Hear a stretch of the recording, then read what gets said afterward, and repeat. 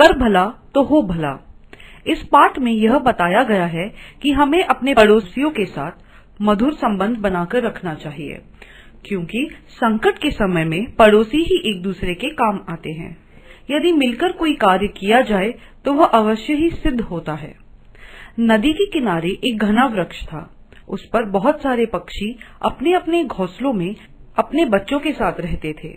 उसी पेड़ की जड़ में कुछ चींटियां भी रहती थीं। पक्षियों और चींटियों का आपस में बहुत प्रेम था। चींटियों के बच्चे प्रतिदिन पक्षियों के बच्चों से मिलने के लिए पेड़ पर चढ़ जाया करते थे। वे वहां काफी समय तक बैठकर पूरे जंगल का नजारा देखते और बातें करते थे।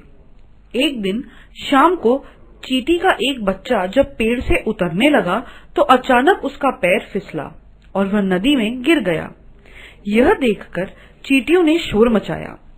पक्षियों ने शोर सुना तो वे सब नीचे उतर आए और चींटी के बच्चे को बचाने का प्रयत्न करने लगे। उनका एक साथी बोला, दोस्त, हिम्मत मत हारना, हम सब तुम्हारे साथ हैं।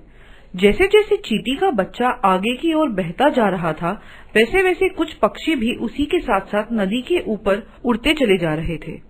चींटी की माँ से एक बुजुर्ग चिड़िया ने कहा, बहन, तुम चिंता मत करो, हमारे बच्चे अवश्य ही तुम्हारे बच्चे को बचा लेंगे। इस बीच कुछ चिड़ियों ने पेड़ के पत्ते तोड़कर नदी में फेंक दिए और चींटी के बच्चे से कहा, भैया, हिम्मत करके किसी तरह एक पत्ते पर चढ़ जाओ। चींटी का बच्चा काफी हिम्मती था। वह किसी प्रकार से एक पत्ते पर चढ़ गया और पत्ते के साथ बहता रहा। आगे एक बड़ा पत्थर था। वहां पानी जमा हो गया था। पानी के साथ और पत्ते भी वहां जमा हो गए थे। ऊपर से चिड़िया भी उड़ते उड़ते वहीं जाकर उस पत्थर पर बैठ गई। मौका पाकर एक चिड़िया ने चोंच से चींटी के बच्चे को उठाया और लाकर उसकी माँ को सौंप दिया। चींटी के माता पिता ने पक्षियों को धन्यवाद दिया। इस घटना को हुए काफी दिन बीत गए। एक दिन एक शिकारी दल बल के साथ नदी में पानी पीने आया। उस दिन कोई भी शिकार उसके हाथ नहीं लगा था। तभी उसकी दृष्टि पेड़ पर पड़ी। चिड़ियों के कई घोंसले देखकर उसने अपने साथियों से कहा, तुम लोग यहीं रुको, आज इन पक्षियों और इनके अंडों से हम सबकी दावत हो जाएगी। इतना कहकर वह पेड़ पर चढ़ने लगा। उसकी यह बात पेड़ की जड़ों में रहने वाली चींटियों ने सुन ली।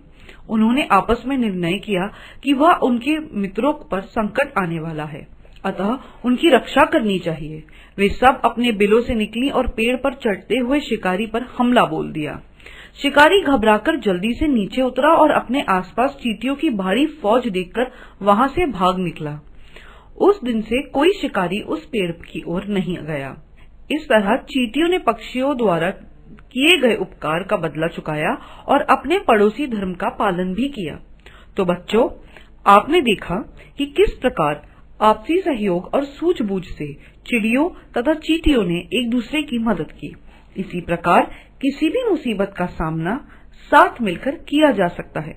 आपसी सहयोग, दूसरों की सहायता करना।